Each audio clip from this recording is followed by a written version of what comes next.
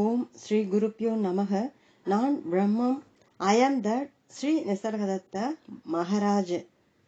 கடவுள் எல்லாமும் செய்பவர், ஞானி, எதுவும் செய்யாது இருப்பவர். கேட்பவர். சில மகாத்மாக்கள், ஞானம் அடைந்தவர்கள், இந்த உலகம் ஒரு விபத்தோ அல்லது கடவுளின் விளையாட்டோ அல்ல, ஆனால் பிரபஞ்சம் முழுவதும் விழிப்புணர்வை எழ செய்வதற்கும் வளர செய்வதற்குமான ஒரு வலிய திட்டத்தின் விளைவும் வெளிப்பாடுமாகும் என்கின்றனர். உயிரற்றதில் இருந்து உயிருள்ளதற்கு, விழிப்புணர்வு அற்றதில் இருந்து விழிப்புணர்விற்கு, அறியாமையிலிருந்து பிரகாசமான புத்திசாலித்தனத்திற்கு, சந்தேகத்திலிருந்து தெளிவிற்கு, இந்த இலக்கில்தான் உலகம் இடைவிடாமலும் தளராமலும் சென்று கொண்டு இருக்கிறது. ஆனாலும் இந்த பிரபஞ்சம் இயக்கமற்று இருக்கும்போது ஓய்வானதாகவும் இருண்டார் போன்ற கணங்களும் உள்ளன. ஆனால் ஓய்வு முடிவிற்கு வந்து விழிப்புணர்வின் மேல் வேலை தொடர்கிறது. எங்களது பார்வையில் இந்த உலகம் துயரம் நிறைந்ததாகவும் எல்லா வழிகளிலும் எவ்வளவு சீக்கிரம் முடியுமோ அவ்வளவு சீக்கிரம் தப்பித்து செல்ல வேண்டிய இடமாகவும் தெரிகிறது. ஞானிகளுக்கு இந்த உலகம் நல்லதாகவும் நல்ல நோக்கம் கொண்டதாகவும் இருக்கிறது. இந்த உலகம் மனதால் உருவாக்கப்பட்டது என்பதையும் முடிவில் எல்லாமும் ஒன்றே என்பதையும் அவர்கள் மறுப்பதில்லை. ஆனால் இந்த அமைப்பிற்கு ஒரு அர்த்தம் உள்ளதென்றும் அதி உன்னதமான ஒரு நோக்கத்திற்காக செயல்படுவதையும் அவர்கள் பார்த்து சொல்கிறார்கள். நாம் கடவுளின் செயல் என்று சொல்வது ஒரு விளையாட்டுத்தனமான தெய்வத்தின் ஏறுமாறான மனம் போன போக்கு அல்ல. ஆனால் அது அன்பு, அறிவு, ஆற்றல் ஆகியவை அவசியமாக வளர்வதற்கான வெளிப்பாடு. உயிர் மற்றும் விழிப்புணர்வின் அளவில்லாத சாத்தியக்கூறுகளை உருவாக்குவது. எவ்வாறு தோட்டக்காரர் ஒரு சிறு விதையிலிருந்து பூக்களை சரியான நிலைக்கு வளர்க்கிறாரோ அதுபோல கடவுள் அவருடைய தோட்டத்தில் மனிதனை மாமனிதனாகவும் அறிந்தவனாகவும் அன்பு செலுத்துபவனாகவும் அவருடன் இயங்குபவனாகவும் மற்றவற்றுடன் வளர்க்கிறார். கடவுள் ஈஸ்வரன் ஓய்வு எடுக்கும் போது, பிரளயத்தின் போது யாருடைய வளர்ச்சி முற்று பெறவில்லையோ அவர்கள் சிறிது காலத்திற்கு சுயநினைவு அற்று இருப்பார்கள். ஆனால் எல்லா நிலைகளையும் விழிப்புணர்வின் உட்பொருளையும் கடந்த பரிபூர்ணமானவர்கள் இந்த பிரபஞ்ச நிசப்தத்தை அறிந்திருப்பார்கள். புது பிரபஞ்சம் தோன்றும் நேரம் வரும்போது தூங்குபவர்கள் விழித்து கொண்டு அவர்கள் வேலை தொடங்கும். உயர்ந்த நிலையில் இருப்பவர்கள் முதலில் விழித்து கொண்டு குறைந்த வளர்ச்சியுடையவர்களுக்கு ஏதுவானவற்றை தயார் செய்வார்கள். அதனால் வளர வேண்டியவர்கள் தாங்கள் வளர்வதற்காக தங்களுக்கு பொருந்தக்கூடிய படிவத்தையும் வழிமுறைகளையும் கண்டுகொள்வார்கள். இவ்வாறு கதை போகிறது. உங்களுடைய போதனையில் உள்ள வேறுபாடு இது. நீங்கள் இந்த உலகத்தால் பயனில்லை, அதனால் அதை ஒதுக்கி வைக்க வேண்டும் என்று சொல்கிறீர்கள். அவர்கள் உலகத்தின் மேல் தோன்றும் விருப்பமின்மை ஒரு கடந்து போகும் நிலை, அவசியமானது ஆனால் தற்காலிகமானது. அது விரைவில் எல்லாவற்றையும் ஊடுருவும் அன்பாகவும் கடவுளுடன் இயங்கும் உறுதியான முனைப்பாகவும் மாற்றப்படும் என்கிறார்கள். மகாராஜ், நீ சொல்வது எல்லாம் வெளியே நோக்கும் பரவிருத்தி பாதைக்கு சரி, உள்நோக்கும் நிவர்த்தி பாதைக்கு தன்னை இல்லாமல் செய்வது அவசியம். நான் நிற்பது ஒன்றுமே இல்லாத பரமகாசத்திற்குள். வார்த்தைகள் அங்கு சென்று அடைவதில்லை, எண்ணங்களும் கூட. மனதிற்கு அது முழுவதும் இருளும் நிசப்தமுமே. பிறகு விழிப்புணர்வு எழும்ப ஆரம்பித்து சித்தாகாசத்தை எழ செய்கிறது. அது ஞாபகங்களாலும் கற்பனைகளாலும் கட்டப்பட்ட மகாதஹாசத்தை பரிணமிக்க செய்கிறது. உலகம் உருவான பிறகு நீ சொல்வது போல் இருக்கலாம். குறிக்கோள்களை கற்பனை செய்வது, அவற்றை அடைய முயல்வது, வாய்ப்புகளையும் வழிமுறைகளையும் தேடுவது, கற்பனையான பார்வையையும் ஆற்றலையும் தைரியத்தையும் வெளிப்படுத்துவது ஆகியவை மனதின் இயல்பு. இவை எல்லாம் இறைத்தன்மை கொண்டவை. அவற்றை நான் மறுக்கவில்லை. ஆனால் நான் ஸ்திரமாக இருக்கும் நிலையில் வேற்றுமைகள் எதுவுமே இல்லை. பொருள்களும் இல்லை, அவற்றை உருவாக்கும் மனமும் இல்லை. நான் அடைய வேண்டிய இடத்தை அங்கு அடைகிறேன். எது நடந்தாலும் அது என்னை பாதிப்பது இல்லை. ஒவ்வொன்றும் மற்ற ஒவ்வொன்றின் மேல் வினை புரிகின்றன, அவ்வளவே. ஞாபகங்களிலிருந்தும் எதிர்பார்ப்புகளிலிருந்தும் விடுபட்டவனாய் நான் மலர்ச்சியுடனும் விகல்பமில்லாமலும் முழு உள்ளத்தோடும் இருக்கிறேன். மனம் ஒரு பெரிய வேலைக்காரன், மகா கர்த்தா. அதற்கு ஓய்வு தேவை. தேவை ஏதும் இல்லாமல் நான் பயமற்றவனாய் இருக்கிறேன். யாரை பார்த்து பயப்பட வேண்டும்? பிரிவு என்பதே இல்லை. நாம் தனித்தனியானவர்கள் அல்ல. உச்ச உயர்வான மெய்ப்பொருள் ஒன்று மட்டும்தான் உள்ளது. அதில் தனித்துவமானவையும் தனித்துவமற்றவையும் ஒன்றே. கேட்பவர், நான் வேண்டுவதெல்லாம் இந்த உலகத்திற்கு உதவ வேண்டும் என்பதே. மகாராஜ், நீ உதவ முடியாது என்று யார் சொல்வது? உதவி என்றால் என்ன என்றும் என்ன தேவை என்றும் நீ உன் மனதில் உருவகப்படுத்தி கொண்டு விட்டாய். நீ என்ன செய்ய வேண்டும் என்பதற்கும் என்ன செய்ய முடியும் என்பதற்கும் இடையிலும் தேவைக்கும் திறமைக்கும் இடையிலுமான ஒரு முரண்பாட்டில் நீ சிக்கி கொண்டு விட்டாய். கேட்பவர், நாங்கள் ஏன் அவ்வாறு செய்கிறோம்? மகாராஜ், உன் மனதில் ஒரு வடிவத்தை கற்பனை செய்து கொண்டு அதில் உன்னை அடையாளம் கண்டு கொள்கிறாய். தன்னுடைய திருப்திக்காக ஒரு உலகத்தை மனதில் உருவாக்க செய்ய தூண்டுவது ஆசையின் இயல்பு. ஒரு சிறிய ஆசை கூட நீண்ட வரிசையான செயல்களை துவக்கும். அப்படியானால் வலிமையான ஆசையை பற்றி என்ன சொல்ல? ஆசை ஒரு பிரபஞ்சத்தையே உருவாக்கலாம். அதன் சக்தி விந்தையானது. எப்படி ஒரு தீக்குச்சி பெரிய காட்டையை எரித்து விடுமோ அப்படி ஒரு ஆசை பரிணமிப்புகளை தீயிட்டு விடும். படைப்பின் நோக்கமே ஆசைகளை நிறைவேற்றுவதுதான். ஆசை உயர்ந்ததாகவோ தாழ்ந்ததாகவோ இருக்கலாம். ஆனால் ஆகாசம் சமநிலையானது. அதை ஒருவர் தான் விரும்பியதை கொண்டு நிரப்பிக் கொள்ளலாம். நீ எதற்கு ஆசைப்படுவது என்பதில் மிகவும் கவனமாக இருக்க வேண்டும். நீ யாருக்கு உதவ வேண்டும் என்று நினைக்கின்றாயோ அவர்கள் தங்களுடைய ஆசைக்காக அவரவர் உலகத்தில் இருக்கிறார்கள். அவர்களுடைய ஆசைகள் மூலமாக அல்லாமல் அவர்களுக்கு வேறு எப்படியும் உதவ முடியாது. நீ அவர்களை சரியான ஆசைகளோடு இருக்க கற்றுத்தரலாம். அதனால் அவர்கள் மேல்நிலைக்கு வந்து இன்பத் துன்பங்களுக்கு காரணமாக இருக்கின்ற ஆசைகளாலான உலகங்களை உருவாக்கவும் திரும்ப உருவாக்கவும் ஏற்படும் உந்துதல்களில் இருந்து விடுபடலாம்.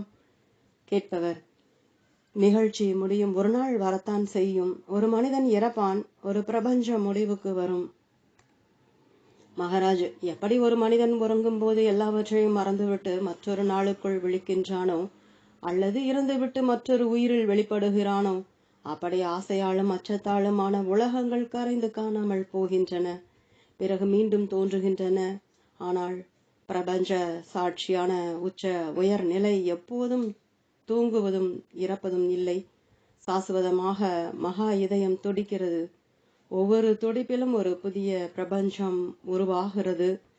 கேட்பவர், அது உணர்வு உடையதா? மகாராஜ், அது மனம் உருவகப்படுத்தும் அனைத்திற்கும் அப்பாற்பட்டது. இருத்தலுக்கும் இல்லாமல் இருப்பதற்கும் அப்பாற்பட்டது. அது ஒவ்வொன்றுக்கும் உடன்படுவது மற்றும் மறுதளிப்பது, கடந்தது மற்றும் உள் இருப்பது, உருவாக்குவது மற்றும் அழிப்பது, கற்பனை செய்ய முடியாதபடி மெய்யானது. கேட்பவர், கடவுளும் மகாத்மாவும் ஒன்றா அல்லது வேறானவையா? மகாராஜ், அவர்கள் ஒன்றே. கேட்பவர், சில வித்தியாசங்கள் இருக்க வேண்டும். மகாராஜ், கடவுள் எல்லாமும் செய்பவர், ஞானி எதுவும் செய்யாதவர். கடவுள் தானாக நான் தான் எல்லாம் செய்கிறேன் என்று சொல்வதில்லை. அவரை பொறுத்தவரை அதனதன் இயல்பிற்கு ஏற்ப காரியங்கள் நடக்கின்றன. ஞானியை பொறுத்தவரை எல்லாம் கடவுளால் நடத்தப்படுகின்றன. அவர் கடவுளுக்கும் இயற்கைக்கும் இடையில் வித்தியாசம் எதையும் பார்ப்பதில்லை. கடவுளும் ஞானியும் அசைவனவற்றின் அசையாத மையமாகவும் மாறுபவைகளின் சாஸ்வதமான சாட்சியாகவும் தங்களை அறிவார்கள். மையம் என்பது சூன்யமான ஒரு புள்ளி, சாட்சி என்பது தூய்மையான விழிப்புணர்வின் ஒரு புள்ளி. அவர்கள் தங்களை ஒன்றுமில்லாதவர்கள் என்று அறிவார்கள். அதனால் எதுவும் அவர்களை கட்டுப்படுத்தாது. கேட்பவர், உங்களுடைய தனிப்பட்ட அனுபவத்தில் இது எப்படி இருக்கிறது? நீங்கள் எப்படி உணர்கிறீர்கள்? மகாராஜ், நான் ஒன்றுமே இல்லாததால் நான் எல்லாமுமே. ஒவ்வொன்றும் நானே, ஒவ்வொன்றும் என்னுடையதே. அசைவதை பற்றி நான் நினைத்தால் எப்படி என் உடம்பு அசைகிறதோ அப்படி காரியங்கள் அவற்றை பற்றி நினைத்தால் நடக்கின்றன. நான் எதையும் செய்வதில்லை என்பதை புரிந்துகொள். அவை நடப்பதை நான் வெறுமனே பார்க்கிறேன். கேட்பவர், காரியங்கள் நீங்கள் எவ்வாறு நடக்க வேண்டும் என்று நினைக்கிறீர்களோ அப்படி நடக்கின்றனவா அல்லது அவை எவ்வாறு நடக்கின்றனவோ அவ்வாறு நீங்கள் விரும்புகிறீர்களா? மகாராஜ், இரண்டுமே. நான் ஏற்றுக்கொள்கிறேன், ஏற்றுக்கொள்ளப்படுகிறேன். அனைத்துமே நான், நானே அனைத்தும். நானே உலகமாய் இருப்பதால் எனக்கு உலகத்தை பார்த்து பயமில்லை. எல்லாமுமாக இருப்பதால் நான் எதை பார்த்து பயப்பட வேண்டும்? தண்ணீரை பார்த்து தண்ணீருக்கு பயமில்லை. தீயை பார்த்து தீயிற்கு பயமில்லை. பயத்தை உணரவோ அல்லது அபாயத்திற்கு உட்படவோ நான் ஒன்றும் இல்லை. ஆதலால் எனக்கு பயம் என்பது இல்லை. எனக்கு வடிவம் இல்லை, பெயரும் இல்லை. ஒரு பெயருடனும் வடிவத்துடனும் நினைத்து கொள்வதுதான் அச்சத்தை உருவாக்குகிறது. நான் பந்தப்படாதவன், நான் ஒன்றுமே இல்லை. ஆதலால் ஒன்றுமில்லாதது ஒன்றையும் பார்த்து பயப்படாது. மாறாக ஒன்றுமில்லாததை தொடும்போது அது ஒன்றுமில்லாததாகி விடுவதால் ஒவ்வொன்றும் ஒன்றுமில்லாததற்கு பயப்படுகின்றன. அது அடிபாகம் இல்லாத கிணற்றை போன்றது. எது அதற்குள் விழுந்தாலும் மறைந்து விடும். கேட்பவர்: கடவுள் ஒரு நபர் அல்லவா? மகாராஜ்: நீ உன்னை ஒரு நபராக நினைக்கும் வரை அவரும் ஒரு நபர்தான். நீ எப்போது எல்லாமும் ஆகிறாயோ அப்போது அவரை நீ எல்லாமுமாக பார்ப்பாய். கேட்பவர்: மனப்பாங்கை மாற்றிக்கொள்வதன் மூலம் நான் நிஜத்தை மாற்ற முடியுமா? மகாராஜ்: மனப்பாங்கு நிஜம். உதாரணத்திற்கு கோபத்தை எடுத்துக்கொள். நான் கோபத்துடன் அறைக்குள் மேலும் கீழும் நடந்து கொண்டு இருக்கலாம். அதே சமயம் நான் என்ன என்று அறிவு மற்றும் அன்பின் ஒரு மையம் என்று, தூய்மையான இருப்பின் ஒரு அணு என்று தெரிந்தால் எல்லாம் அடங்கி மனம் நிசப்தத்தில் அடங்கிவிடுகிறது. கேட்பவர்: இருப்பினும் நீங்கள் சில சமயம் கோபப்படுகிறீர்கள். மகாராஜ்: நான் யாருடன் எதற்காக கோபப்படுவது? கோபம் வந்த பிறகு என்னை ஞாபகப்படுத்தி கொண்டால் கரைந்து விடுகிறது. அது எல்லாம் குணங்களின் அண்ட பொருளின் தன்மை, விளையாட்டு.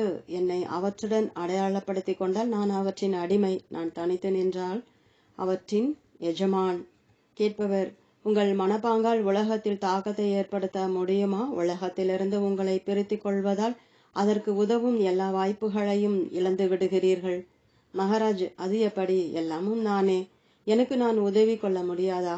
நான் என்னை குறிப்பிட்ட ஒருவருடன் அடையாளப்படுத்திக் கொள்வதில்லை. ஏனெனில் நானே எல்லாமும், குறிப்பிட்ட ஒருவரும் பிரபஞ்சமும். கேட்பவர்: அப்படியானால் உங்களால் தனிப்பட்ட ஒருவனான எனக்கு உதவ முடியுமா? மகாராஜ்: உள்ளிருந்து நான் உனக்கு எப்போதும் உதவி கொண்டு இருக்கிறேன். நானும் நீயும் ஒன்றே. அது எனக்கு தெரியும், உனக்கு தெரியாது. அது மட்டும்தான் வித்தியாசம். அது நிலைக்காது. கேட்பவர்: முழு உலகத்திற்கும் எப்படி உங்களால் உதவ முடியும்? மகாராஜ்: காந்தி இறந்து விட்டார். ஆனால் அவர் மனம் இந்த உலகத்தில் ஊடுருவி இருக்கிறது. ஞானியின் எண்ணம் மனித குலம் முழுவதும் ஊடுருவி இடையராது நன்மைக்காக இயங்குகிறது. உள்ளிருந்து வந்து அடையாளமற்று இருப்பதால் அது மிகவும் வலிமையானதாகவும் நிர்பந்திப்பதாகவும் இருக்கிறது. அப்படித்தான் உலகம் மேம்படுகிறது. உள்ளே உள்ளது வெளியே உள்ளதற்கு உதவுவதாகவும் வாழ்த்துவதாகவும்.